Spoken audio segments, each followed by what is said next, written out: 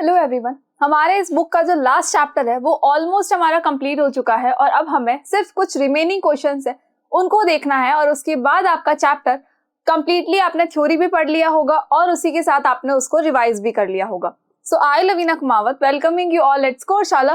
देखो, रिविजन करना तो हम बिल्कुल नहीं भूलेंगे। क्यों नहीं भूलते हैं? बिकॉज हमें एग्जाम के अंदर बहुत प्रॉब्लम होती है अगर हम रिविजन नहीं करते हैं, और अगर हम रिविजन कर लेते हैं तो हमें ज्यादा प्रॉब्लम नहीं होती है। सिर्फ थोड़ा सा थरर हमें उस चैप्टर को देखना होता है और उसके बाद हमें वो रिवाइज हो जाता है।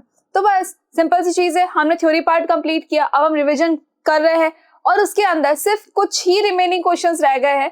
उसके बाद आपका चैप्टर एक्चुअली पूरा कंप्लीट हो जाएगा एंड आई होप कि आपकी बुक भी पूरी कंप्लीट हो जाएगी बिकॉज ये लास्ट चैप्टर है। इसके बाद तो आपकी साइंस की बुक सारी कंप्लीट है, फिर आप अच्छे से एग्जाम दीजिए।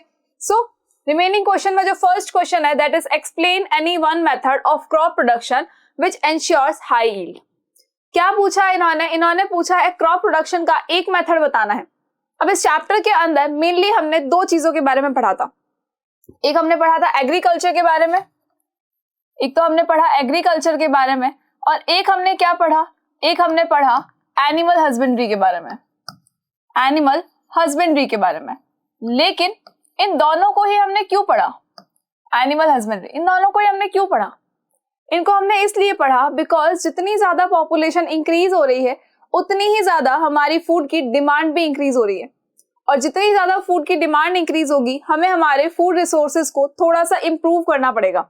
तो हमने इसके अंदर दोनों को इंप्रूव करने के मेथड्स देखे थे कि एनिमल हस्बेंड्री को हम किस तरह से इंप्रूव कर सकते हैं, कैसे उनसे हम हाई यील्ड ले सकते हैं, कैसे उनकी प्रोडक्टिविटी को इंक्रीज किया जा सकता है।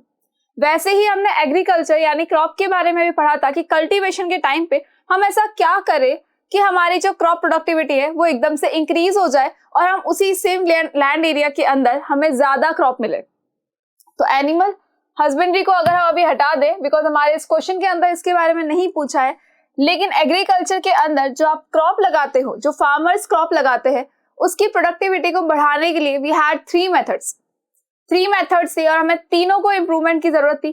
तीनों ही स्टेप्स को हमें कंप्लीटली फुलफिल करना था, यानी फार्मर्स को तीनों ही स्टेप में सोचने समझने की जरूरत थी और उसके बाद कल्टीवेशन की जरूरत थी। अगर डायरेक्ट करते हैं तो इंप्रूवमेंट नहीं होगा। क्या क्या थे वो? उनमें से फर्स्ट था हमारा crop variety improvement. Crop variety improvement कह सकते हैं या क्रॉप वैरायटी मैनेजमेंट भी कह सकते हैं। तो क्रॉप वैरायटी इंप्रूवमेंट। सेकेंड क्या था? सेकेंड ये था कि crop production improvement, crop production improvement. Now after that जो लास्ट था हमारा वो क्या था? वो था crop protection improvement, crop protection improvement. जब इन तीनों की रिक्वायरमेंट्स फुलफिल हो जाती है, जब तीनों के अंदर हम मैनेज कर लेते हैं इनको और थोड़ा सा इंप्रूवमेंट कर देते हैं, तो फिर क्या होगा ये कि हमारी क्रॉप की प्रोडक्टिविटी बढ़ जाएगी। फार्मर्स जो क्रॉप लगा रहे हैं, जो इतनी मेहनत कर रहे हैं काफी लॉन्ग पीरियड ऑफ टाइम तक, उनकी मेहनत सफल हो जाएगी और उनकी क्रॉप जो है वो बहुत ही अच्छे से ग्रो कर जाएगी, हाई यील्ड भी देगी, प्रोडक्टिविटी भी उसकी हाई हो जाएगी, क्वालिटी एंड क्वांटिटी दोनों में ही वो क्या होगा, सुपीरियर होगी।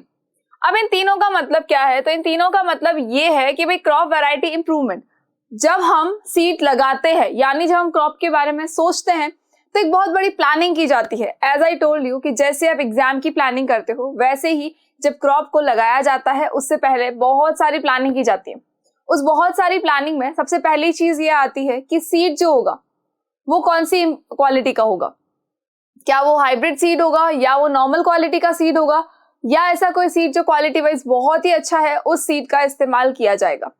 And you know very well कि जब हम क्वालिटी वाइज चीजों को अच्छा लेते हैं तो उनकी जो प्रोडक्टिविटी होती है वो भी अच्छी होती है। यानी अगर हम सीड को अच्छी क्वालिटी का लेते हैं या हाइब्रिड सीड्स अगर हम यूज करते हैं, दैट मीन्स कि जो क्रॉप लगेगी उसी सीड से वो बहुत ही ज्यादा हाई क्वालिटी की होगी और वो बहुत ही ज्यादा अच्छी भी होने वाली है एंड उसकी प्रोडक्टिविटी भी ज्यादा होने वाली है as compare to normal seed की जो क्रॉप है।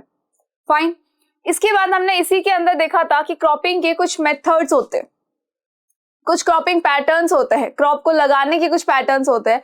यानी फार्मर बाकी दोनों चीजों को छोड़कर सबसे पहले सिर्फ इसी पे अभी अटका हुआ है कि भाई मैंने वैरायटी तो चूज कर ली, सीड जो मुझे चाहिए था वो मैंने चूज कर लिया कि ठीक है मैं ये वाला सीड लगाऊंगा और इस वेजिटेबल का या इस फ्रूट का सीड लगाऊंगा या इस सीरियल का, इस पल्सेस का सीड लगाऊंगा। बट द प्रॉब्लम इज कि क्रॉपिंग पैटर्न कौन सा रहेगा, क्रॉप का पैटर्न कौन सा होगा, कौन से टाइप की क्रॉप को हम उगाएंगे, किस तरह से हम उसको लगाएंगे, ये जो प्लानिंग होती है यही हमारा क्या है, क्रॉप प्रोडक्शन को हाई यील्ड तक पहुंचाएगा। ये जो प्लानिंग है यही क्या करेगा, क्रॉप प्रोडक्शन को हाई यील्ड तक पहुंचाएगा। तो वन मेथड जो था क्रॉप प्रोडक्शन का वो कौन सा था, उसमें ये था कि हमें क्या करना था, क्रॉप के जो 3 टाइप्स है, क्रॉपिंग पैटर्न्स जो है उनमें से किसी एक क्रॉपिंग पैटर्न का यूज करना था। क्रॉपिंग पैटर्न्स हमने देखे थे, इन क्रॉपिंग पैटर्न्स में सबसे पहला पैटर्न कौन सा था, क्रॉपिंग पैटर्न्स का जो पहला पैटर्न था वो क्या था, वो था mixed cropping, mixed cropping. Then जो सेकेंड पॉइंट है वो क्या है, वो है intercropping, intercropping. And उसके बाद जो लास्ट था but not the least, the third one was crop rotation, third one was crop rotation. तो हमारी क्रॉप को प्रोडक्टिविटी को बढ़ाना या उसको हाई यील्ड तक पहुंचाने के काम में एक हमारा क्रॉपिंग पैटर्न है जिसके बारे में हमें सोचना है। फार्मर सीड लगाने से पहले क्रॉपिंग पैटर्न को सोच लेते हैं और उसके बाद ही सीड को बोया जाता है। प्लफिंग के बाद सीड को बोना, सीड को बोने के बाद उसके प्रोडक्शन में ध्यान रखना कि उसको इरिगेशन की रिक्वायरमेंट कब कब है, क्या उसको पूरी जो वाटर की रिक्वायरमेंट है वो फुलफिल हो रही है, क्या उसकी न्यूट्रिएंट्स की रिक्वायरमेंट फुलफिल हो रही है। जब इन चीज़ों का ध्यान रखेंगे तभी तो हमारी जो क्रॉप प्रोडक्टिविटी है वो बढ़ेगी। उसके बाद हमें किसका ध्यान रखना था, प्रोटेक्शन का, कि हमारी क्रॉप जो है वो लग तो रही है लेकिन उसको साथ ही साथ हमें क्या करना है, प्रोटेक्ट भी करना है, बहुत सारे इंसेक्ट से, वीड से, सबसे प्रोटेक्ट करना है। एंड लास्ट जो हमने पढ़ा था वो था स्टोरेज के बारे में। बट हमें इस क्वेश्चन के अंदर हमें पढ़ना है क्रॉपिंग पैटर्न के बारे में कि हम कौन सा क्रॉपिंग पैटर्न जो है वो यूज करेंगे हाई यील्ड के लिए। इफ आई वांट कि मेरी जो क्रॉप है वो मुझे हाई यील्ड दे, वो मुझे ज्यादा प्रोडक्टिविटी दे, सो दैट कि जब मैं उसको मार्केट में सेल करूं तो मेरा अच्छा खासा प्रॉफिट हो जाए, तो मैं इसमें से कौन सा क्रॉपिंग पैटर्न यूज करूंगी। तीनों में से आप कोई भी क्रॉपिंग पैटर्न यूज कर सकते हो। The first one is mixed crop, mixed cropping है। मिक्स्ड क्रॉपिंग का मतलब होता है कि एक पर्टिकुलर लैंड एरिया के अंदर, एक पर्टिकुलर लैंड एरिया के अंदर आप 2 और 3 टाइप की जो क्रॉप होती है उनके सीड्स लेते हो, उनको मिक्स करते हो और उसके बाद आप उनको उगा देते हो। फाइन। सेकेंड थिंग होता है इंटरक्रॉपिंग। इंटरक्रॉपिंग का मतलब ये हुआ कि जब हम 2 और 3 टाइप की क्रॉप का सोच तो रहे हैं लेकिन एक पर्टिकुलर मैनर के अंदर, एक पर्टिकुलर पैटर्न के अंदर हम उसको उगाएंगे। यानी कि अगर हमने इस तरह का कोई हमारा लैंड है, इस लैंड एरिया पर मैंने सोचा कि यहाँ पर मुझे लगाना है सीरियल, तो मैं क्या करूंगी, यहाँ पर फिर मैं कोई और क्रॉप लगा दूंगी, फिर यहाँ कोई और क्रॉप होगी और यहाँ पर कोई और क्रॉप होगी। यानी यहाँ सीरियल है, यहाँ भी सीरियल हो सकता है, यहाँ सीरियल हो सकता है, यहाँ कोई बी टाइप की दूसरी क्रॉप होगी, हम ले लेते हैं ए टाइप की क्रॉप, ये ए टाइप की कोई क्रॉप है और ये आ जाएगी हमारी बी टाइप की क्रॉप। तो इस पैटर्न के अंदर हम क्या करेंगे, जब क्रॉप को लगाते हैं, जब फार्मर्स इस पैटर्न के अंदर 2 या 3 से ज्यादा क्रॉप को लगाते हैं साथ में, तब हम उसे कहते हैं इंटरक्रॉपिंग। आफ्टर दैट आता है क्रॉप रोटेशन। क्रॉप रोटेशन तो आपको बहुत ही अच्छे से याद होगा, बिकॉज जब हम बात करते हैं रोटेशन की तो हमें क्या याद आता है, स्कूल वाला रोटेशन याद आता है। जैसे आप स्कूल के अंदर रोटेशन करते हो आगे बैठने के लिए, वैसे ही क्रॉप रोटेशन का मतलब होता है कि क्रॉप में अगर सपोज किसी फार्मर का कोई लैंड है तो उसके अंदर क्या किया जाएगा, उसने सोचा हुआ है कि भाई मुझे ये 4 to 5 क्रॉप्स है, यही मुझे हर साल लगानी है, तो वो क्या करेगा, उन्हीं क्रॉप को रोटेट करता रहेगा। यानी फर्स्ट टाइम अगर उसने कोई ए टाइप की क्रॉप लगाई है तो सेकेंड टाइम वो बी टाइप की क्रॉप लगाएगा, थर्ड टाइम वो सी टाइप की क्रॉप लगाएगा, फोर्थ टाइम वो अगेन हो सकता है ए टाइप की क्रॉप लगा ले, फिर बी, फिर सी, फिर ए, फिर बी, फिर सी। तो ये क्या होता है, ये रोटेशन होता है, क्रॉप रोटेशन होता है। अब इन तीनों के बेनिफिट्स क्या क्या है भाई एक्सप्लेन करना ना हमें कि इनकी हाई यील्ड के लिए आप कौन सा यूज करोगे, तो हमें पता तो हो कि तीनों के बेनिफिट्स क्या क्या होते हैं। तो मिक्स क्रॉपिंग जो होती है उसके अंदर भी बेनिफिट यही है कि अगर सपोज आपकी एक टाइप की क्रॉप जो है वो खराब हो जाती है, अगर आपकी एक टाइप की क्रॉप सपोज खराब हो जाती है तो क्या होगा, सेकेंड टाइप की जो क्रॉप होगी वो तो एटलीस्ट लगी रहेगी। ऐसा तो नहीं कि हमने सिर्फ एक टाइप की क्रॉप लगाई है, बाई चांस अगर उसको कोई डिजीज हो गई तो वो क्रॉप पूरी की पूरी खराब हो गई, नहीं, ऐसा बिल्कुल नहीं होता है मिक्स क्रॉपिंग के अंदर। मिक्स क्रॉपिंग है, अगर एक क्रॉप आपकी खराब हो गई है तो हो सकता है आपकी दूसरी क्रॉप तो सही हो, तो उससे तो आप एटलीस्ट अपनी कमाई जो है वो कर ही सकते हैं ना। इंटरक्रॉपिंग में क्या होगा, इंटरक्रॉपिंग क्या करता है, आपकी क्रॉप को डिजीज से बचाता है। कैसे बचाएगा, सपोज इस ए टाइप की डिजीज को कोई ए टाइप की क्रॉप को कोई एक्स डिजीज हो जाती है, एक्स डिजीज किसको हो रही है? इस ए टाइप की क्रॉप को हो रही है। अब अगर एक्स डिजीज इस ए टाइप की क्रॉप को हो रही है तो यहाँ भी ए है, यहाँ भी ए है, होनी चाहिए थी, लेकिन ये क्या करेगा? इंसेक्ट्स और पेस्ट को वहां जाने से, वहां पर पहुंचने से रोकेगा। कैसे रोकेगा? तो बीच के अंदर ये जो बी टाइप की क्रॉप है, जरूरी नहीं है कि सेम इंसेक्ट हर एक क्रॉप को खराब करे, बिल्कुल नहीं। जो ये ए टाइप की क्रॉप के अंदर जो इंसेक्ट लग गया या कोई डिजीज लग गई, कोई वायरस लग गया, तो क्या होगा? वो आसपास जाएगा, आसपास में उसको क्या मिलेगा? ये बी टाइप की क्रॉप मिलेगी। और ये बी टाइप की क्रॉप बोलेगी भैया आपका यहाँ पे कोई काम नहीं है, क्योंकि आप मुझे ये डिजीज नहीं दे सकते, जो आपने इनको दी है वो आप मुझे नहीं दे सकते। हो सकता है इसका वैक्सीनेशन होगा, भाई इसने भी वैक्सीन लगवाया होगा कोविड वाला, तो क्या होगा? इसने मना कर दिया कि भाई मुझे आप वो डिजीज नहीं दे सकते, बिकॉज जरूरी नहीं है कि सारे ही जो इंसेक्ट्स है या बैक्टीरिया है, वायरस है, वो सारे ही प्लांट्स को डिजीज दे, बिल्कुल नहीं। कुछ ऐसे भी होते हैं जो पर्टिकुलरली किन्हीं पर्टिकुलर क्रॉप को ही डिजीज देते हैं। तो यहाँ पर भी वही है। तो ये जो वायरस है वो यहाँ से यहाँ तक तो पहुंचा, बट जब उसको पता चला कि नहीं ये तो दूसरे टाइप की क्रॉप है, तो वो क्या करेगा? वो फिर से अपने ए पर आ जाएगा। फिर से कहाँ आ गया? ए पर आ गया। अब जब ये यहाँ पर है तो ये यहाँ से यहाँ तक पहुंच ही नहीं पाया। वही वापस जो इंसेक्ट या वायरस था वो यहाँ से यहाँ तक भी नहीं पहुंच पाया। यानी कि इंटरक्रॉपिंग का फायदा क्या होता है? तो उनका फायदा ये होता है कि आप डिजीज के अंदर, डिजीज से प्लांट्स को बचा सकते हो। यानी अगर कुछ प्लांट के अंदर डिजीज हो भी गई है तो कोई फर्क नहीं पड़ेगा, बिकॉज बाकी प्लांट्स के अंदर कोई भी डिजीज नहीं है। दे आर वेरी फ्रेश, उनको कोई भी प्रॉब्लम नहीं होने वाली है। सो आई होप कि इतनी चीज तो आपको क्लियर हो गई है। नाउ इंटरक्रॉपिंग का एक और बेनिफिट होता है कि वो न्यूट्रिएंट का भी मैनेजमेंट कर लेती है। मतलब कि अगर सपोज यहाँ पर उस कोई पर्टिकुलर न्यूट्रिएंट जो है वो ये प्लांट्स यूज कर रहे हैं और यहाँ पर दूसरे टाइप का न्यूट्रिएंट यूज कर रहे हैं, तो क्या होगा? हो सकता है कि ये जो प्लांट है, ए टाइप की जो क्रॉप है, ये एनपीके को यूज कर रही है, और ये जो बी टाइप की क्रॉप है, हो सकता है कि ये सिर्फ किसको यूज कर रही है? सल्फर को यूज कर रही है, कार्बन को कर रही है, ऑक्सीजन को कर रही है, हाइड्रोजन को कर रही है, लेकिन इसको एनपीके नहीं चाहिए। तो क्या होगा? होगा ये कि इस तरफ वाला जो पोर्शन है वहां से तो एनपीके का लॉस हो जाएगा, यहां से सल्फर, कार्बन, ऑक्सीजन, हाइड्रोजन का लॉस होगा। यहाँ पर फिर क्या होगा? एनपीके ले लेंगे ये, और यहाँ पर फिर क्या होगा? COHS इनका यूज कर लेंगे, इनको ये यूटिलाइज कर लेंगे।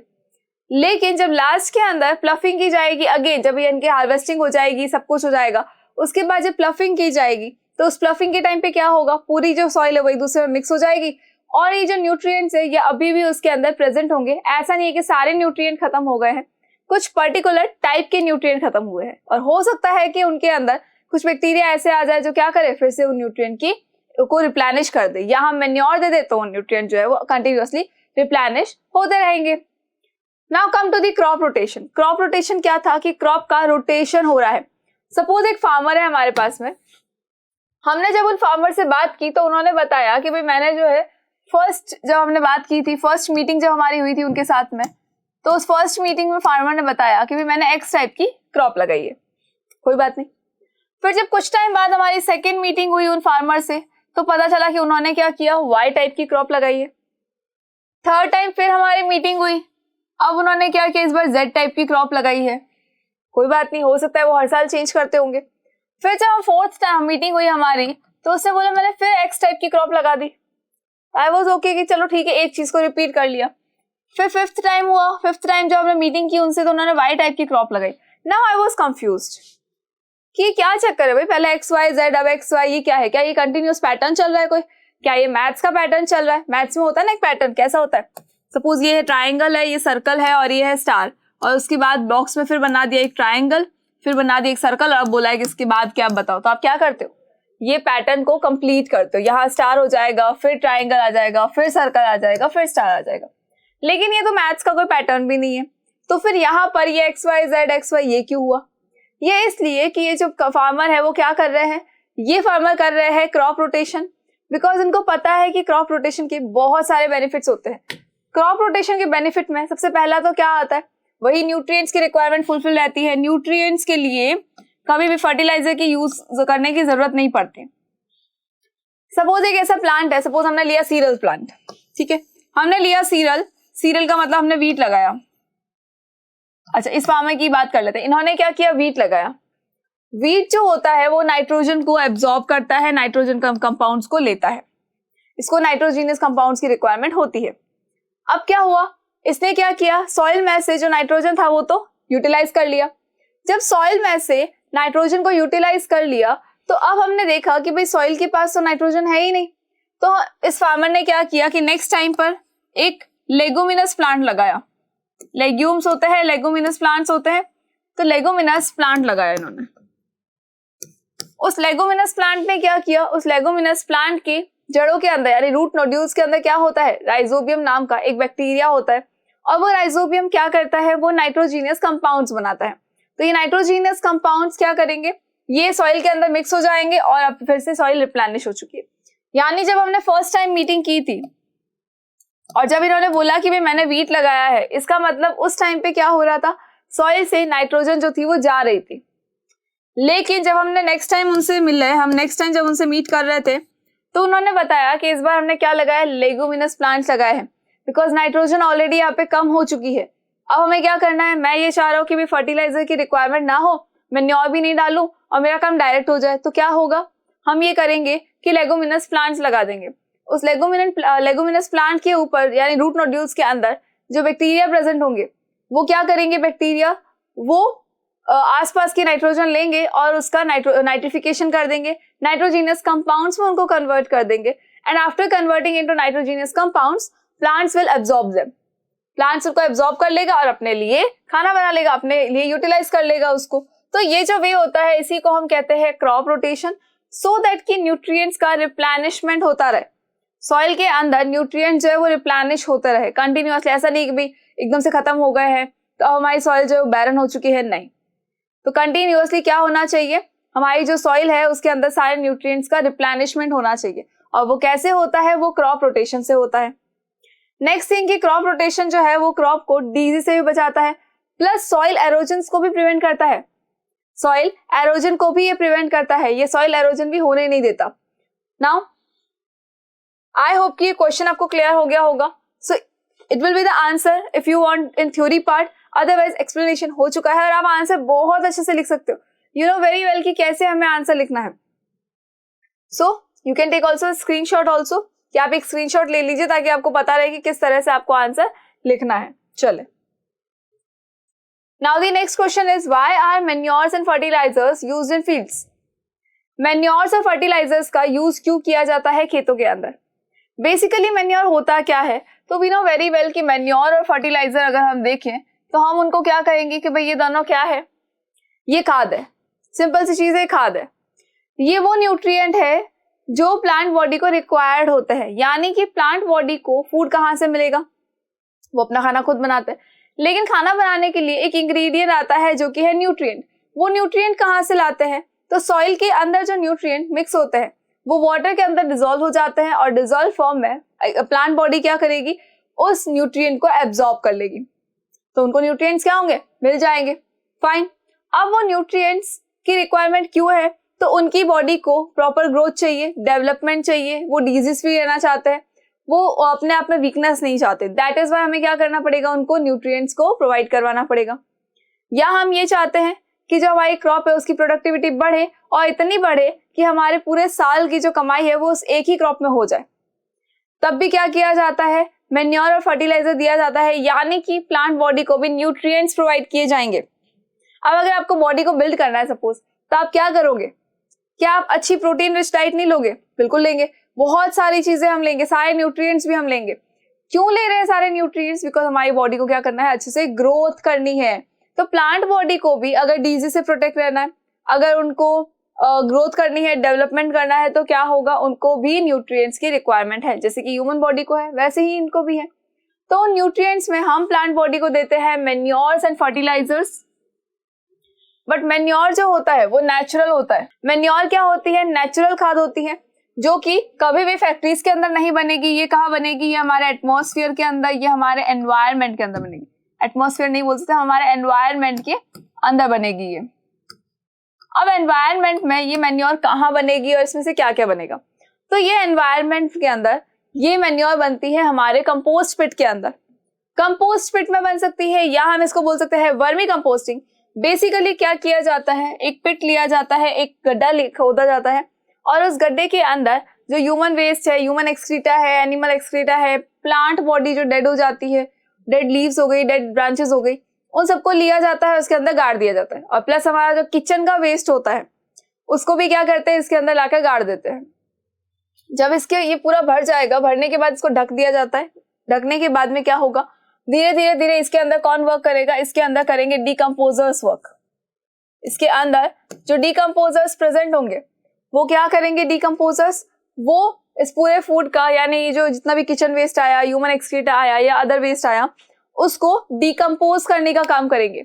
सी दे आर डिकम्पोजर्स, तो वो क्या करेंगे, डिकम्पोज करेंगे। एंड बेसिकली डिकम्पोजर्स करते क्या है, they feed on the dead and decaying matter. ये उसके ऊपर फीड ऑन करते हैं, खाना खाते हैं अपना, और उसके बाद जो रिमेनिंग पार्ट होता है जो इनको रिक्वायर्ड नहीं है वो उनको वहीं छोड़ देते हैं, और वही क्या होता है, हमारे लिए मैन्योर होता है। ये ब्लैक कलर का ह्यूमस टाइप होता है, इसको हम बोल सकते हैं ह्यूमस बोल सकते हैं, मैन्योर बोल सकते हैं। अब इसके अंदर और क्या प्रेजेंट होता है, इसके अंदर प्रेजेंट होता है हमारा organic matter. Organic matter basically humus जो होता है हमारे ऑर्गेनिक मैटर की वजह से ही इसको कहा जाता है।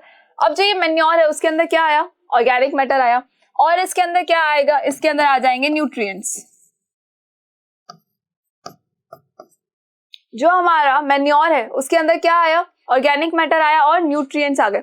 अब जब इसको प्लांट बॉडी को दिया जाएगा, यानी कि जब वो सॉइल के अंदर डाला जाएगा, मिक्स किया जाएगा, तो ये बहुत लेसर क्वांटिटी के अंदर न्यूट्रिएंट्स को प्रोवाइड करता है। लेसर क्वांटिटी में ये न्यूट्रिएंट्स देता है।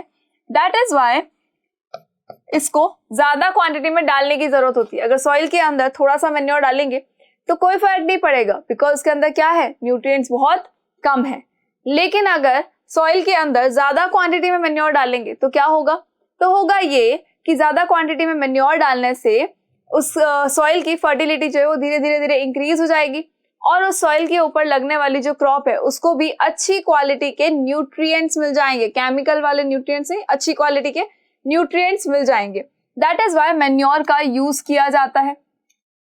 सिर्फ इसीलिए मैन्योर का यूज किया जाता है ताकि पूरी प्लांट बॉडी के लिए न्यूट्रिएंट्स का रिप्लेनिशमेंट हो सके। अदरवाइज न्यूट्रिएंट का रिप्लेनिश किस तरह से होगा, दैट इज व्हाई मैन्योर का यूज करते हैं। एंड ये बहुत चीप पड़ता है, ज्यादा कॉस्टली नहीं आता है, और ये क्या काम करता है, ये एनवायरनमेंट को क्लीन रखने का काम करता है। कैसे, तो ह्यूमन एक्सक्रीटा हम ऐसे ही बाहर फेंकते हैं, एनिमल एक्सक्रीटा है यही वही रहता है, वो भी इवन हमारे किचन का वेस्ट है वो भी ऐसे इधर उधर घूम रहा होता। तो हमने क्या किया, डेड प्लांट से, डेड प्लांट की कोई ब्रांच है, डेड लीव्स है, वो सब भी क्या हो रही है, गंदगी फैला रहे हैं सब मिलके। दैट इज वाई सबको कलेक्ट करके हमने क्या कर दिया, उस कंपोस्ट पिट के अंदर डाला, जिससे कि क्या बन के आया, मैन्योर बन के आया। तो वो कचरे का भी क्या हो गया, वेस्ट का प्रॉपरली डिस्पोजल हो गया, प्रॉपरली वेस्ट डिस्पोज हो गया। एंड आफ्टर दैट जब वो वेस्ट डिस्पोज हो चुका है उसके बाद भी क्या हो रहा है, हमें बेनिफिट हो रहा है। हमारी जो सॉइल है उसकी फर्टिलिटी इंक्रीज हो रही है, उसकी फर्टिलिटी कम कभी भी नहीं होगी, उसके अंदर न्यूट्रिएंट्स की क्वांटिटी जो है वो भी कभी भी कम नहीं होने वाली है। सो आई होप कि आपको क्लियर है कि मैन्योर क्यों इंपॉर्टेंट है। अच्छा, इसी पिट के अंदर अगर हमने वॉर्म्स डाल दिए, अगर हमने इसके अंदर वॉर्म्स डाल दिए तो हम इस मेथड को क्या कहेंगे, हम इस मेथड को कहेंगे वर्मी कंपोस्टिंग, जिसके अंदर वॉर्म्स के थ्रू क्या किया जाता है, वर्मी कंपोस्टिंग। सो इसके अंदर क्या किया जाएगा, वॉर्म के थ्रू, इन वॉर्म्स के थ्रू यानी रेड वॉर्म्स के थ्रू क्या किया जाएगा, उन किचन वेस्ट को या वेस्ट प्रोडक्ट को डिकम्पोज किया जाएगा और उससे मैन्योर बनाया जाएगा। तो जब वॉर्म्स का हम यूज करेंगे तो हम उसको क्या कहेंगे, वर्मी कंपोस्टिंग कहेंगे, और जब हम वॉर्म्स का यूज नहीं करेंगे तो हम उसे ओनली कंपोस्टिंग कहेंगे। आई होप कि आपको मैन्योर के बारे में क्लियर है कि मैन्योर को यूज क्यों किया जाता है, कहाँ कहाँ हम उसको यूज करते हैं और क्यों करते हैं, ज्यादा करते हैं या फिर कम करते हैं।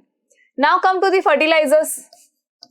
Now come to the fertilisers की फर्टिलाइजर्स क्या होते हैं, कहाँ यूज किए जाते हैं, क्या उनका रोल है प्लांट बॉडी की प्रोडक्टिविटी को बढ़ाने का, क्रॉप की प्रोडक्टिविटी को बढ़ाने का, इनका क्या रोल है।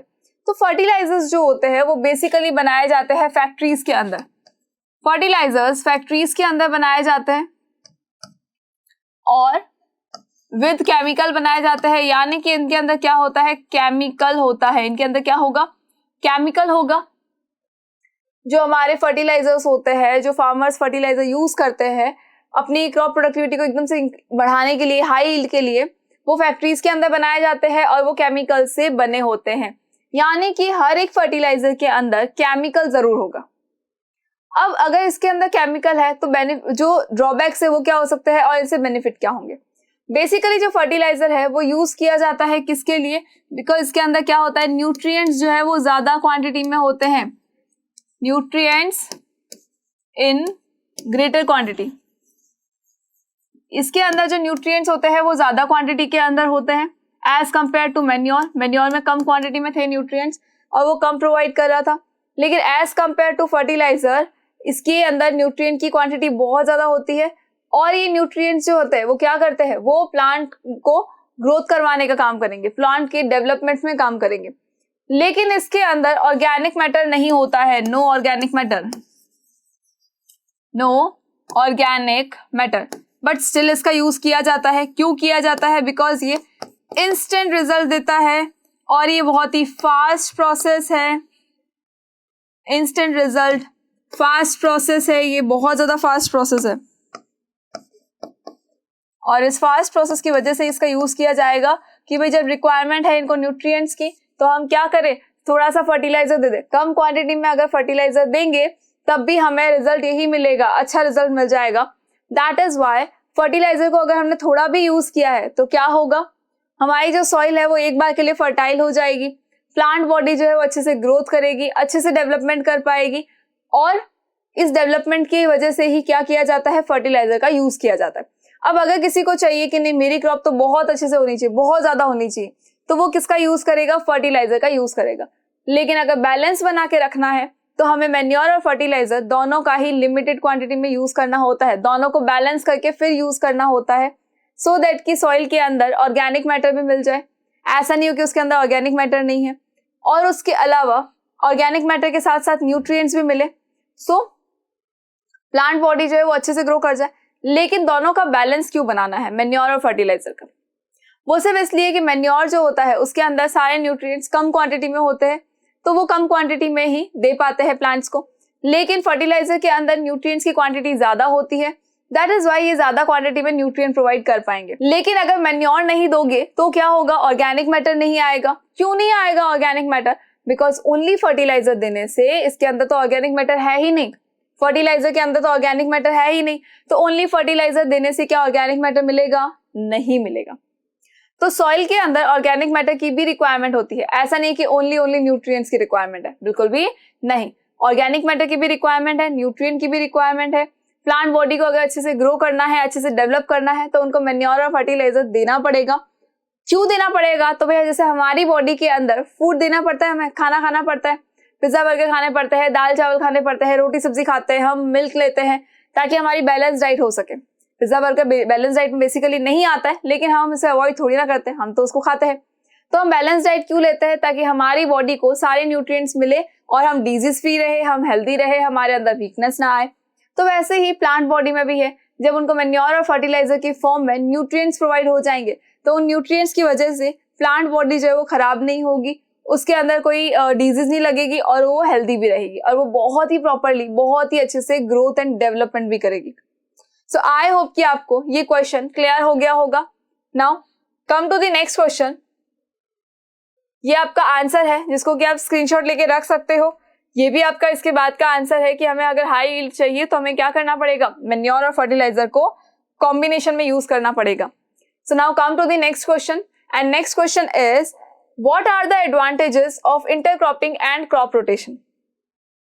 इंटरक्रॉपिंग और क्रॉप रोटेशन के एडवांटेजेस क्या होते हैं। तो जब हमने अभी जो फर्स्ट क्वेश्चन देखा था उसके अंदर भी तो हमने क्रॉपिंग पैटर्न्स देखे थे। उन क्रॉपिंग पैटर्न्स में हमने मेनली क्या देखा था, crop rotation and intercropping. Mix farming भी देखी थी, मिक्स क्रॉपिंग भी देखी थी, बट अभी हमें किसके बेनिफिट्स के बारे में पूछा गया है, इंटरक्रॉपिंग एंड क्रॉप रोटेशन के बेनिफिट्स के बारे में, यानी कि उनके एडवांटेजेस के बारे में बताया गया है, पूछा गया है। फाइन, और हमने उस क्वेश्चन के अंदर देखा भी था कि इन दोनों के बेनिफिट्स क्या क्या होते हैं। So the first one is intercropping.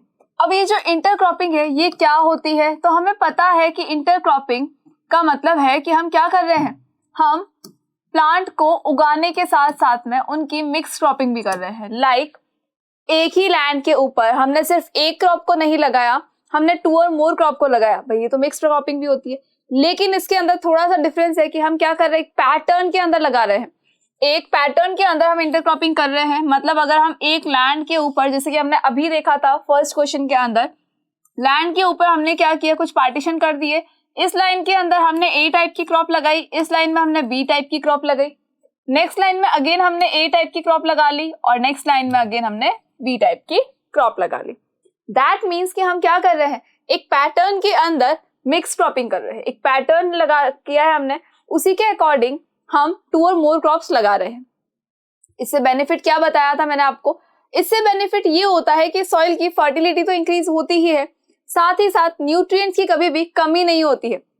यानी कि ये क्या करेगा, आपके फर्टिलाइजर की और मेन्योर की नीड को कम कर देगा। यानी इस सॉइल के अंदर फर्टिलाइजर और मेन्योर की नीड को कम करेगा, क्योंकि कंटिन्यूअसली क्या होगा, सॉइल के अंदर जो न्यूट्रिएंट है वो ऑटोमेटिकली रिप्लेनिश होने लगेंगे और सॉइल की फर्टिलिटी इससे इंक्रीज होने लगेगी। नेक्स्ट थिंग कि ये क्या करेगा, ये डिजीज से भी प्रोटेक्ट करने का काम करेगा। यानी कि ये जो मेथड है, इसके अंदर अगर इस लाइन को डिजीज लग जाती है, इस लाइन के अंदर जो क्रॉप ए है उसको अगर कोई डिजीज लग जाती है, कोई इंसेक्ट, कोई वायरस की वजह से अगर डिजीज आ गई है, तो वो आगे नहीं फैलेगी। यानी कि सिर्फ ये जो क्रॉप है ये वेस्ट हो गई, इसको निकाल के हम फेंक दें, फाइन, एटलीस्ट फार्मर के पास इतनी क्रॉप तो बची।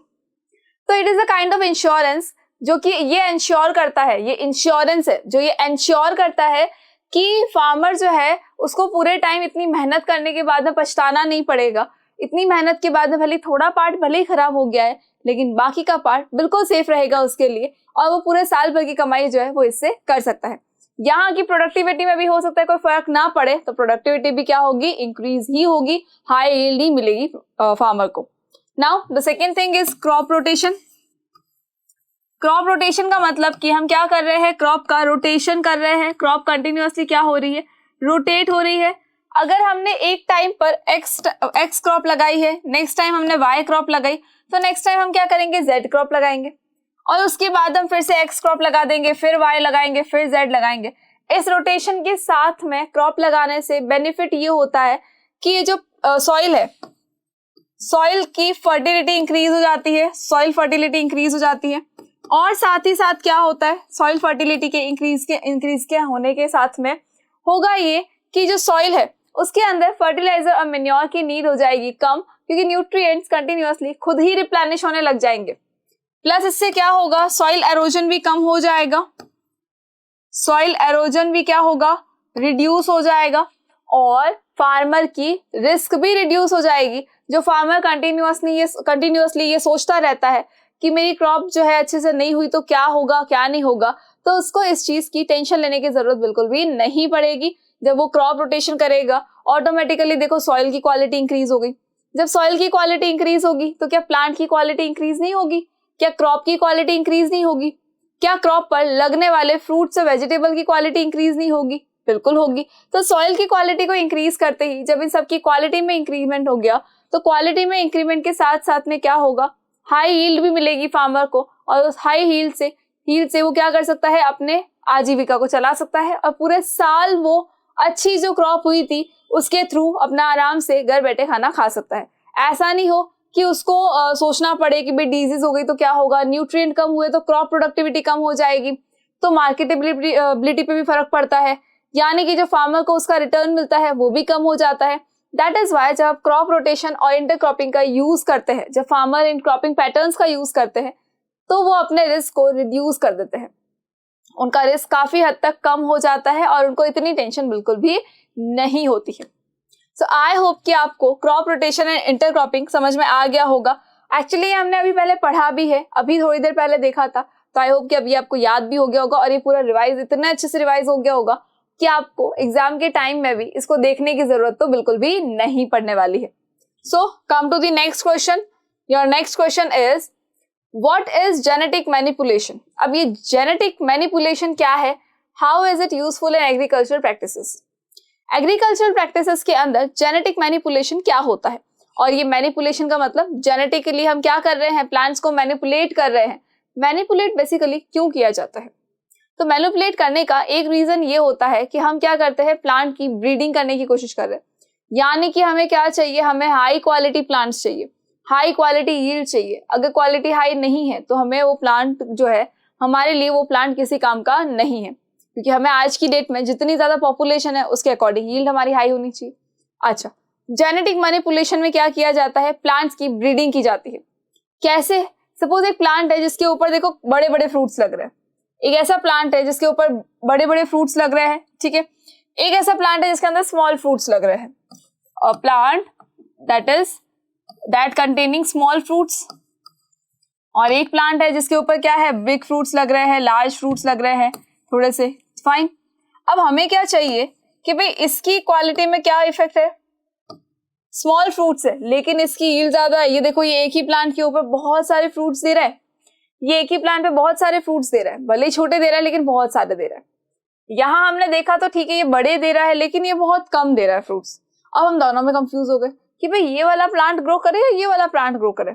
हमारे लिए तो दोनों में ही क्या है, लॉस है। कैसे? कि अगर हम ये ग्रो करते हैं तो हमें फ्रूट छोटे मिलेंगे, लेकिन अगर हम ये ग्रो करते हैं तो फ्रूट तो बड़े मिल जाएंगे बट क्रॉप कम होगी, तो हमारा तो नुकसान ही हुआ। फ्रूट्स हमें कम मिलेंगे तो सेल आउट भी हम कम कर पाएंगे।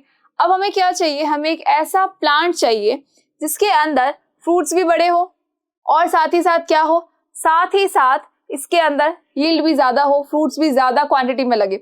यानी कि यहाँ पर क्वालिटी इंप्रूव होगी, यहाँ पे क्या होगा, क्वांटिटी भी इंप्रूव होगी। तो इफ वी वांट कि हमारे प्लांट की क्वांटिटी,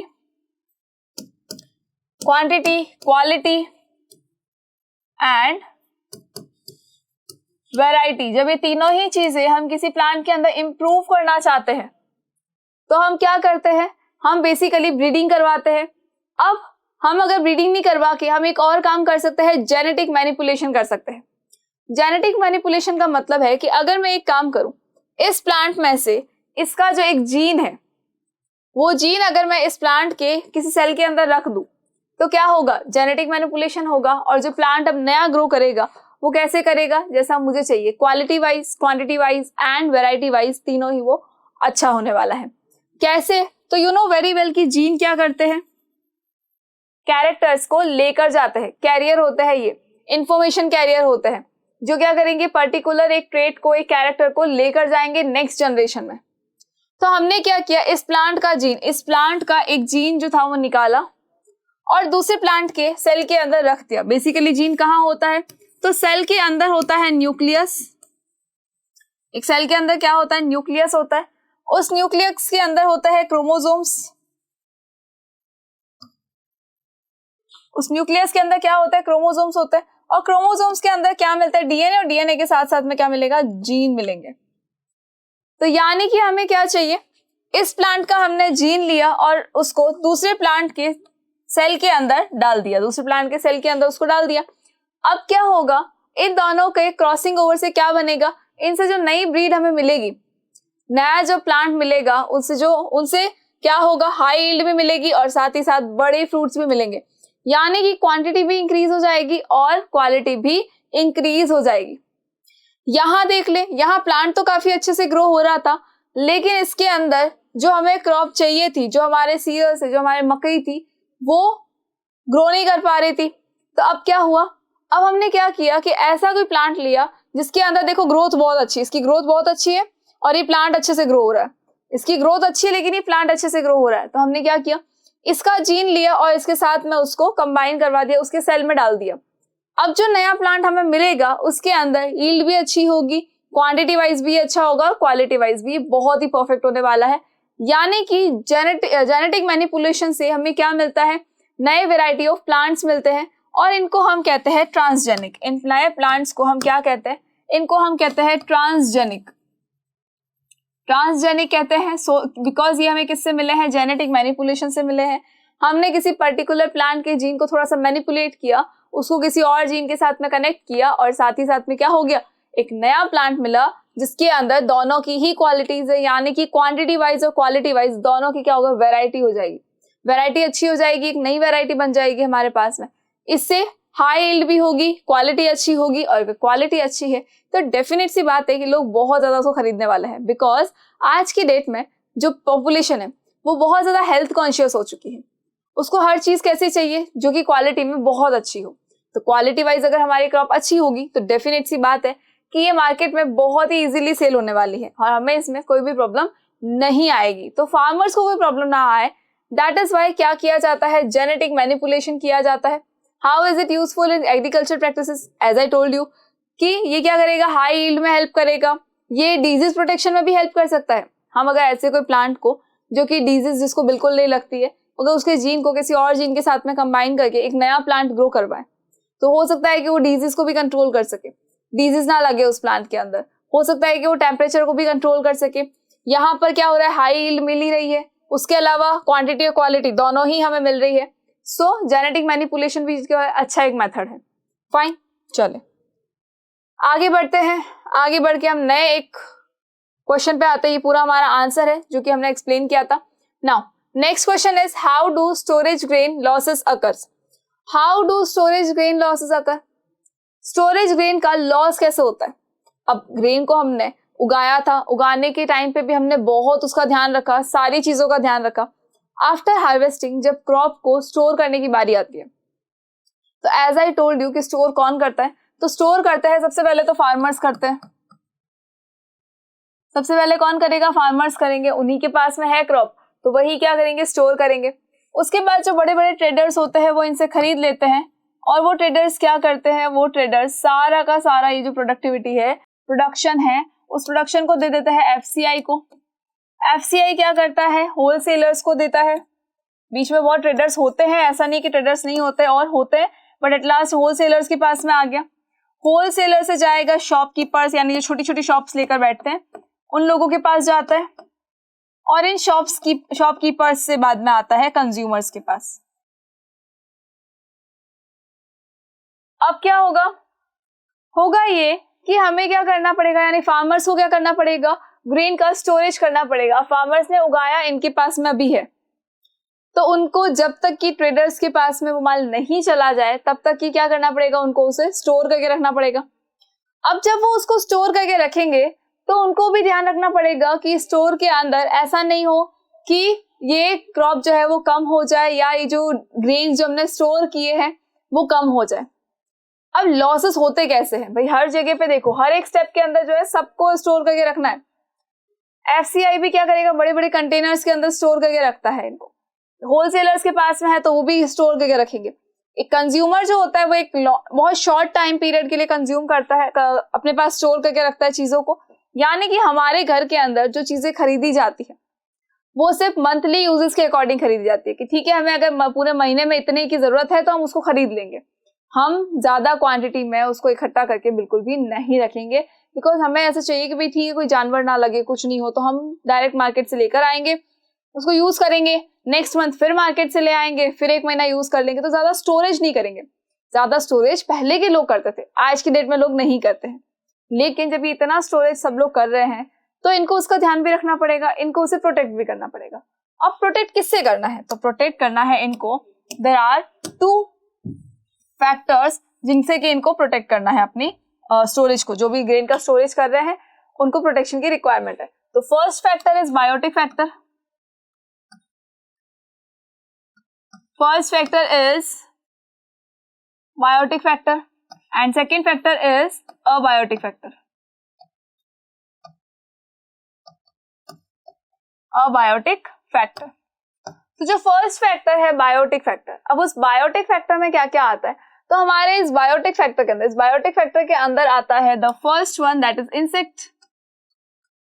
इसको हम ए लेते हैं, चलो इसमें आ जाएगा इंसेक्ट, आ जाएंगे पेस्ट, आ जाएंगे, देन आ सकते हैं रोडेंट्स, आ सकते हैं रोडेंट्स, और क्या आ सकता है, इंसेक्ट आ जाएंगे, रोडेंट्स आएंगे, बहुत जो वायरस होते हैं, बैक्टीरिया होते हैं वो आ सकते हैं, फंजाई आ सकते हैं, बैक्टीरिया आ सकते हैं, फंजाई आ सकते हैं। तो ये देखो कितनी सारी चीजें हैं जो इसके अंदर आएगी। फाइन, अब क्या होगा, ओके हम इसको फिर से लिख देंगे, चलो हमने इसको लिख दिया फंजाई। नाउ अब क्या होगा, सेकंड क्या होता है, सेकंड होता है अबायोटिक फैक्टर्स, जिनसे कि हमें ग्रेन को बचाने की जरूरत होती है।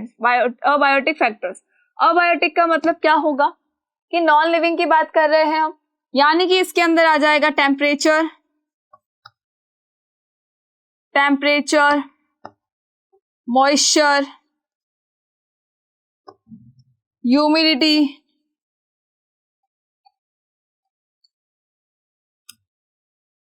अब क्या होगा कि इन सब से इनको क्या करना पड़ेगा, ग्रेन को बचाना पड़ेगा। क्यों बचाना है? तो ये जो इंसेक्ट्स है ये क्या करेंगे, उस क्रॉप को खराब कर देंगे। रोडेंट्स है, खा जाएंगे उस क्रॉप को, यानी जो हमारा स्टोरेज किया था हमने ग्रेन का, क्रॉप तो हमारी हो चुकी है, हार्वेस्ट हो चुकी है।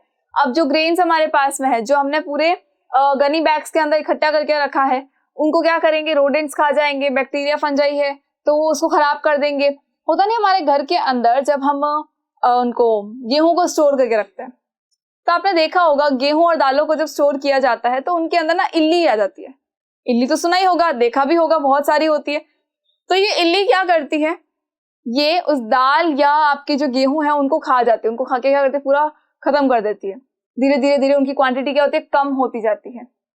तो वैसे ही जब इन ग्रेन्स के अंदर अगर कोई रोडेंट आ जाता है तो क्या होगा, वो उसको खा जाएंगे।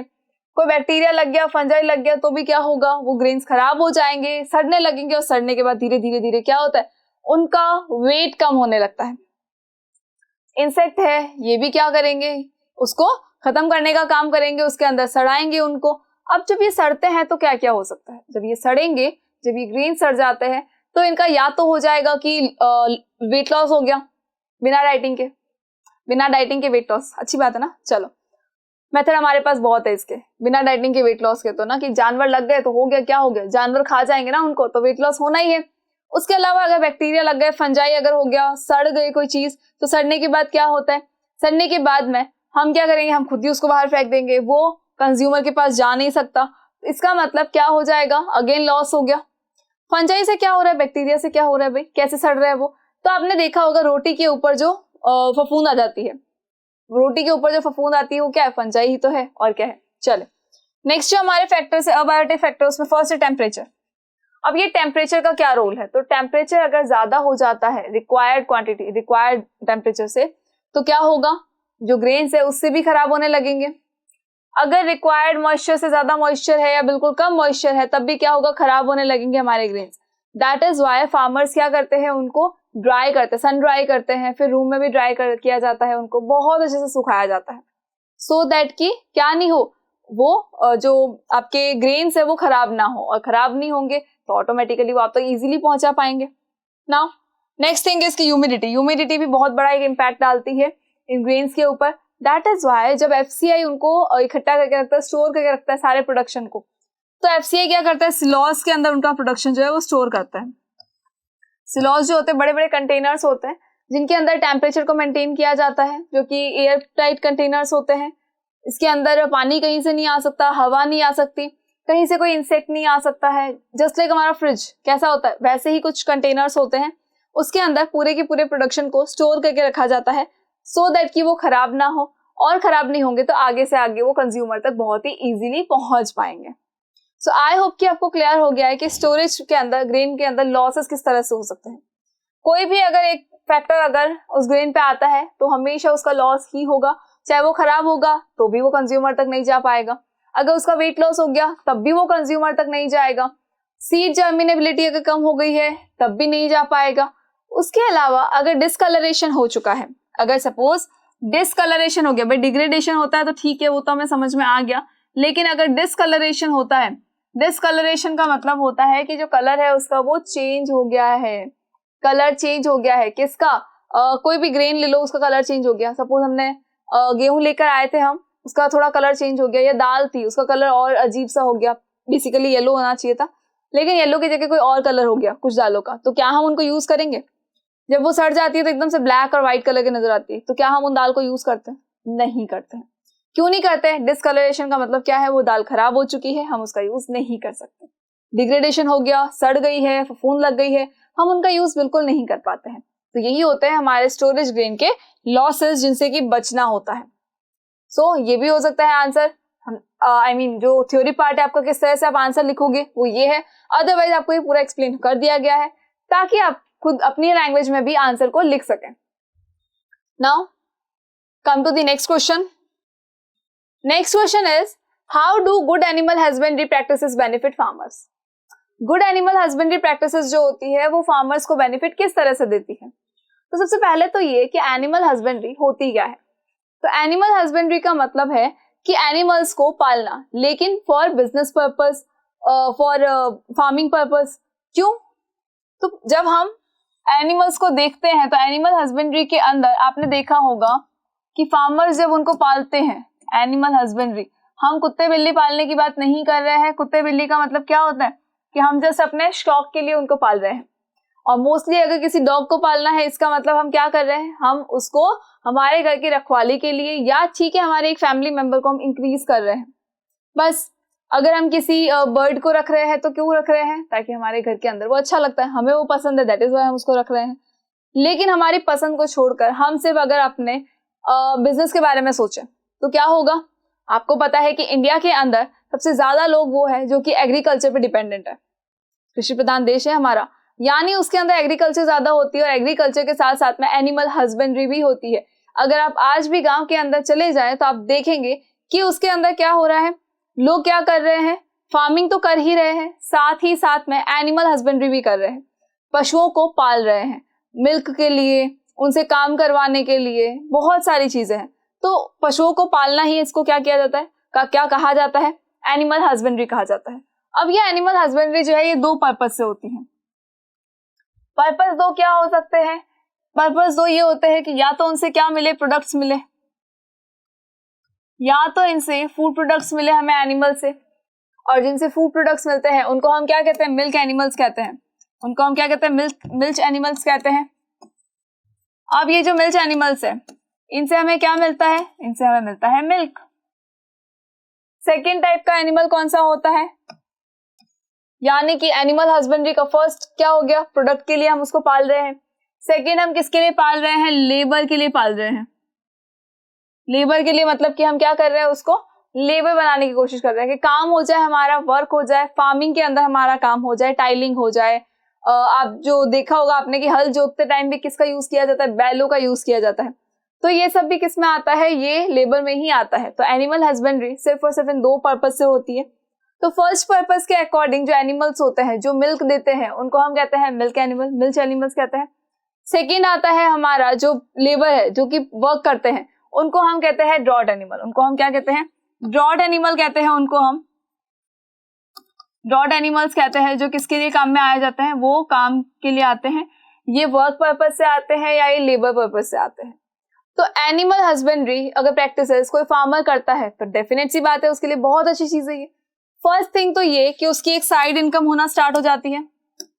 फर्स्ट थिंग क्या होती है कि उसकी साइड इनकम होना स्टार्ट हो जाएगी। यानी फार्मिंग से तो इनकम हो ही रही है, साथ ही साथ किससे होगी इनकम? उसके एनिमल हस्बेंड्री से होगी। जिस भी एनिमल को वो पाल रहा है उसकी वजह से होगी साइड इनकम। यानी कि अगर सपोज कोई टाइम ऐसा हो गया कि क्रॉप प्रोडक्टिविटी कम हो गई कोई रीजन से, कुछ भी हो सकता है, नेचुरल कैलामिटी हो सकती है, डिजीज लग सकती है, टेम्परेचर ज्यादा हो सकता है, कुछ भी हो सकता है। तो अगर उसकी वजह से जो क्रॉप है उसका प्रोडक्शन कम हो गया तो एटलीस्ट जो एनिमल्स है उनसे तो इनकम आ ही रही है, तो घर तो चल ही सकता है, कोई प्रॉब्लम नहीं आएगी। तो साइड इनकम स्टार्ट करने के लिए भी क्या करते हैं फार्मर्स? अपने पास में एनिमल हस्बेंड्री करते हैं, साथ ही साथ एनिमल हस्बेंड्री प्रैक्टिसेस भी करते हैं। सेकेंड थिंग क्या हो गया? सेकेंड थिंग उनको क्या चाहिए? फ्रेश प्रोडक्ट्स चाहिए अपने घर के लिए। तो फ्रेश प्रोडक्ट्स के लिए भी वो एनिमल हस्बेंड्री करते हैं। मिल्क एनिमल्स हम किनको बोलते हैं? जो हम कैटल फार्मिंग की जब बात करते हैं तो मिल्क एनिमल और ड्रॉट एनिमल्स आते हैं। अदरवाइज अगर हम पोल्ट्री फार्मिंग की बात करें, अगर हम फिशरीज की बात करें, अगर हम बी कीपिंग की बात करें, तब भी ये किसके लिए आता है? साइड इनकम के लिए आता है। सेकेंड थिंग की प्रोडक्ट्स के लिए, कि उनसे जो प्रोडक्ट मिलेगा उसको हम क्या करेंगे? उससे हम क्या करेंगे? बिजनेस करेंगे। उन चीजों को हम लेंगे और उसके बाद हम क्या करेंगे? उससे बिजनेस, यानी कि उनको सेल आउट करेंगे और उससे पैसा कमाएंगे। नेक्स्ट थिंग क्या होती है? थर्ड थिंग ये कि वो उनसे लेबर करवाएंगे। यानी कि जो भी एनिमल्स है, अब अगर हम ड्रॉट एनिमल्स की बात कर ले तो ड्रॉट एनिमल्स क्या करते हैं? बेसिकली फार्मर्स की हेल्प करते हैं फार्मिंग करने में, खेती करने में फार्मर्स की ये बहुत ज्यादा हेल्प करते हैं। और उसी हेल्प के लिए फार्मर्स क्या करते हैं? इनको पालते हैं। बेसिकली अगर आप गांव में जाएंगे तो आपको पता चलेगा कि वहां पर घर घर में क्या मिलेगा? गाय मिल जाएगी, भैंस मिल जाएगी, बकरी मिल जाएगी। बेसिकली गाय के साथ साथ में क्या मिलेंगे? बैल भी मिलेंगे। तो जो फीमेल्स होती है, जो भी इस एनिमल हस्बेंड्री की बात आती है तो उसके अंदर जो फीमेल्स होती है वो तो बेसिकली मिल्क के लिए, अगर हम हैन की बात करें तो एग के लिए, बी कीपिंग के अंदर भी हनी के लिए, इसके लिए इसको यूज किया जाता है। लेकिन वहीं अगर हम मेल्स की बात करें, यानी अगर बैलों की ले लो, मेल्स में ले लो, आप बैल ले लो, तो बैल किसके लिए यूज किए जाते हैं? फार्मिंग में हेल्प करने के लिए, फार्मर्स की हेल्प करने के लिए, ताकि क्या हो, उनसे काम करवाया जा सके और फार्मर्स को कोई भी प्रॉब्लम ना हो, वो इजीली अपना काम कर सके। सो आई होप कि ये क्वेश्चन आपको क्लियर हो गया होगा। नाउ इसके आगे बढ़ते हैं और आते हैं हमारे नेक्स्ट क्वेश्चन पे। Next question is what are the benefits of cattle farming. अब कैटल फार्मिंग के बेनिफिट्स क्या होते हैं? अब जैसे कि हमने अभी कहा कि एनिमल हस्बेंड्री के बेनिफिट्स में क्या था कि या तो हमें एनिमल से कोई प्रोडक्ट मिलेगा या फिर हम एनिमल से कोई काम करवा सकते हैं। लेकिन जब हम आते हैं हमारे कैटल फार्मिंग के, तो यही दो इंपॉर्टेंट चीजें हैं जो हमने अभी देखी थी, बस ये दो ही इंपॉर्टेंट है, या तो प्रोडक्ट मिलेगा या कोई काम हो जाएगा। अगर हमें मिल रहा है उन एनिमल से मिल्क, यानी कैटल से अगर हमें मिल्क मिल रहा है, तो वी विल कॉल देम, क्या कहेंगे हम उनको कहेंगे मिल्क एनिमल्स। एंड अगर हम कहें कि इनसे हमें क्या मिल रहा है, वर्कर्स मिल रहे हैं, मतलब अगर हमें लेबर करवाना है इनसे, हमें फार्मिंग के अंदर हेल्प लेनी है इनसे, तो हम क्या कहेंगे इनको हम कहेंगे draught animals. Fine, these are draught animals जो कि फार्मिंग में हेल्प करेंगे, लेबर में काम करेंगे। तो कैटल फार्मिंग के there are two important benefits जो कि क्या होते हैं, फर्स्ट हमें मिलता है इनसे मिल्क, और मिल्क से हम बना सकते हैं बहुत ही सारी चीजें। नेक्स्ट क्या होता है कि हम उनसे लेबर करवा सकते हैं सो दैट कि फार्मिंग में हमें हेल्प मिल जाए, लाइक टाइलिंग हो सकती है, कार्टिंग हो सकती है, बहुत सारे ऐसे इंपॉर्टेंट चीजें हैं जो कि हम यूज कर सकते हैं एनिमल्स से। अब इसको सोचने की जरूरत क्यों नहीं पड़ेगी आपको, बिकॉज आपको बहुत अच्छे से पता है कि हम एनिमल्स को कार्ट्स पे यूज करते हैं, मतलब बैलगाड़ी होती है, घोड़ा गाड़ी होती है, व्हाट आर देम, ये सिर्फ क्या है, एनिमल से चलने वाली गाड़ियां हैं, तो ये कार्टिंग में यूज आ जाएंगे, टाइलिंग में यूज आएंगे। और आपको ये भी पता है कि जब प्लफिंग की जाती है तो हल जोता जाता है, तो वो हल कौन जोतता है, वो बैल जोतते हैं। तो ये बैल का क्या करेंगे, ये बैल है कौन, ये बैल एनिमल ही तो है जो कि किसमें हेल्प कर रहे हैं, फार्मिंग में हेल्प कर रहे हैं। मिल्क एनिमल्स है जो क्या करेंगे, आपको मिल्क देंगे, और मिल्क से बहुत सारी चीजें बनाकर हम उसका बिजनेस कर सकते हैं। सो आई होप कि ये क्वेश्चन भी आपको क्लियर हो गया होगा, प्रीवियस वाले से थोड़ा मिलता जुलता था, तो बहुत ईजी है ये। Now the next question is for increasing production what is common in poultry, fisheries and beekeeping. ये बहुत इंपॉर्टेंट है कि जब हमने पढ़ा था एनिमल हस्बेंड्री, तो एनिमल हस्बेंड्री के अंदर हमने देखा था कि एक होती है कैटल फार्मिंग, एक होती है पोल्ट्री फार्मिंग, देन हमने पढ़ा फिशरीज के बारे में, एंड लास्ट में हमने पढ़ा बी कीपिंग के बारे में। अब इन सबके बारे में हमने अलग अलग तरीके से पढ़ा कि भाई जब हम कैटल्स की रेयरिंग करते हैं तो हम उसको कैटल फार्मिंग कहते हैं, जब हम हैन की रेयरिंग कर रहे हैं तो हम उसे क्या कहते हैं, पोल्ट्री फार्मिंग कहते हैं। अगर हम फिश को पाल रहे हैं या उनको अगर ले रहे हैं तो हम क्या कहते हैं, उनको फिशरीज कहते हैं। अगर हम मधुमक्खी का पालन कर रहे हैं तो हम उसे कहते हैं बी कीपिंग। लेकिन जो मोस्ट इंपॉर्टेंट पार्ट है वो ये कि इन तीनों के अंदर कॉमन पार्ट क्या है। कैटल वाले को एक बार हम साइड में कर देते हैं, हम सिर्फ ये देखते हैं कि poultry, fisheries and beekeeping के अंदर जो कॉमन चीज है वो क्या है। अच्छा, जब हम बात करते हैं एनिमल्स की, तो वो तो कॉमन बिल्कुल नहीं है, क्योंकि यहाँ तो क्या आ रहा है, बी होगी, यहाँ फिश हो गई, और यहाँ पे क्या हो गया, आपके हैन हो गई, यानी एनिमल्स कॉमन तो नहीं है। अच्छा, उनकी जगह के हिसाब से देख लो, तो ये तो टेरेस्ट्रियल होते हैं, बी है हवा के अंदर अपना छत्ता बनाती है, किसी दीवार के ऊपर बनाएगी, फिश है एक्वाटिक होता है, तो ये भी कॉमन नहीं हुआ। But the common part is कि हमें जब इनकी इंप्रूवमेंट करना होता है, जब इनका, तो हमारे पास क्या इंप्रूवमेंट के लिए टॉपिक्स होते हैं। The first one is quality, कि हमें क्या करना है, क्वालिटी को इम्प्रूव करना है। नेक्स्ट हमें करना है क्वांटिटी को इम्प्रूव, देन हम करेंगे वैरायटी को इम्प्रूव। लेकिन उससे भी पहले अगर हम बात करें कि इनको इम्प्रूवमेंट से ज्यादा अगर हम उनको प्रोटेक्शन दे तो हम कैसे कर सकते हैं, यानी कि हम क्या करेंगे, इनकी फीडिंग पे ध्यान रखेंगे, इनकी केयरिंग करेंगे और इनको डिजीज से बचाएंगे। डिजीज से बचाएंगे, हम इनको फीडिंग कर सकते हैं, इनकी ब्रीडिंग कर सकते हैं। फीडिंग के टाइम पे हमें क्या करना होता है, इनको गुड क्वालिटी फूड प्रोडक्ट देने होते हैं। गुड क्वालिटी फूड प्रोडक्ट देने से क्या मिलेगा, हमें मिल सकती है अच्छी क्वालिटी की ब्रीड। यानी कि क्वालिटी को अगर इम्प्रूव करना है, तो क्या करना पड़ेगा, फीडिंग अच्छी होनी चाहिए, क्वालिटी प्रोडक्ट देना है इनको फूड के लिए, खाने के लिए, सो दैट कि क्या हो जाएगा, इनसे जो यील्ड मिलेगी, इनसे जो प्रोडक्शन मिलेगा वो भी कैसा होगा, हाई क्वालिटी का होगा। ऐसा नहीं कि उसकी क्वालिटी बिल्कुल लो सी हो रही है, क्वांटिटी भी कम हो गई, क्वालिटी भी कम हो गई, बिल्कुल नहीं। क्वालिटी क्वांटिटी सब कुछ अच्छा होगा अगर हम उनकी फीडिंग को अच्छे से करते हैं, अच्छी क्वालिटी का फीड ऑन करवाते हैं। तो नेक्स्ट थिंग कि जहां पर हमने इनको रखा है वहां की क्लीनिंग बहुत अच्छे से होनी चाहिए और उसको हमेशा डिसइंफेक्टेड रखने की जरूरत है। यानी कि डिसइंफेक्टेंट होने से क्या होगा, डिजीज नहीं होगी। अगर उस जगह की क्लीनिंग रेगुलरली हो रही है, रेगुलर बेसिस के ऊपर हो रही है, तो फिर क्या हो जाएगा, तो होगा ये कि रेगुलर बेसिस पे क्लीनिंग की वजह से इनको कभी भी प्रॉब्लम नहीं आएगी, कोई डिजीज इजीली इनको नहीं लग पाएगी, कोई वायरस नहीं लगेगा इनको, कोई बैक्टीरिया इनके ऊपर अटैक नहीं कर पाएगा और ये बहुत ही अच्छे से ग्रो हो जाएंगे। इनकी वैरायटी भी हो जाएगी, क्वालिटी अच्छी होगी, क्वांटिटी भी होगी, क्वांटिटी वाइज अच्छे होंगे। बिकॉज अगर बीमारी नहीं लगेगी, कोई डिजीज नहीं होगा, तो इनके खत्म होने के, मरने के चांसेस भी कम हो जाते हैं। और अगर डिजीज लग जाती है तो क्या होगा, इनके प्रोडक्शन में भी इफेक्ट पड़ेगा, प्रोडक्शन पे भी नेगेटिव इंपैक्ट पड़ेगा और उस नेगेटिव इंपैक्ट को हम बिल्कुल भी नहीं चाहते हैं। दैट इज वाई इन सब के रहने की जगह को जनरली क्या कैसे रखा जाता है, बिल्कुल साफ रखा जाता है, डिसइंफेक्टेंट रखा जाता है। और जब बारी आती है फूड प्रोडक्ट्स की, तो हाई क्वालिटी फूड प्रोडक्ट्स इनको प्रोवाइड किए जाते हैं। ये इनके अंदर मोस्टली कॉमन चीजें होती है जिनसे कि हम इनकी पॉपुलेशन को इंक्रीज कर सकते हैं। आई होप कि आपको क्लियर हो गया है। देखो, रेगुलर मेंटेनेंस ऑफ टेम्परेचर का भी इंपॉर्टेंट है और उसके अलावा डिजीज से इनको बचाना है, क्योर करना है, रेगुलर क्लीनिंग होनी चाहिए फार्म की। Very important parts are there. चलो, the next question is how do you differentiate between capture fishing, mariculture and aquaculture. अब इन तीनों के अंदर डिफरेंस क्या क्या है भाई? बेसिकली अगर हम देखें तो तीनों के अंदर क्या हो रहा है, फिश का ही तो रेयरिंग हो रही है, फिश को ले रहे हैं, उन्हीं को यूज कर रहे हैं, दैट्स इट। क्या प्रॉब्लम है?